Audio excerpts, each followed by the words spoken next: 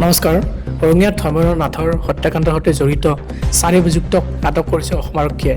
কামৰূপ জিলাৰ অতিৰিক্ত আৰক্ষী অধীক্ষক কল্যাণ কুমাৰ পাঠকৰ তত্ত্বাৱধানত পশ্চিমবংগৰ পৰা আটক কৰা হৈছে এই 4 অভিযুক্তক। ধৃত 4 অভিযুক্ত ক্ৰমে মণি কাকতি, অঞ্চুমান কলিতা, বিকি লহকৰ আৰু নিতুমণি কলিতা, যাৰ পৰমতে যোৱা 25 ডিচেম্বৰৰ পৰা সন্ধানহীন হৈছিল ধৰ্মেন্দ্ৰ নাথ নামৰ যুৱকজন। তেওঁৰ নিৰুদ্দেশ সন্দৰ্ভত আৰক্ষী থানাত দাখিল কৰা হৈছিল এক গোচৰ। তাৰোপৰি ধৰ্মেন্দ্ৰ নাথৰ সন্ধান বিচাৰি স্থানীয় লোকে ৰঙিয়া আৰক্ষী থানাও ঘেৰা কৰিছিল। তাৰ মাজতে 29 ডিচেম্বৰত আৰক্ষীয়ে ধৰ্মেন্দ্ৰৰ সন্ধানহীনৰ বিষয়টোৰ সৈতে জড়িত থকাৰ অভিযোগত ঢেকেজুলিৰ পৰা 2জন যুৱকক আটক কৰিছিল।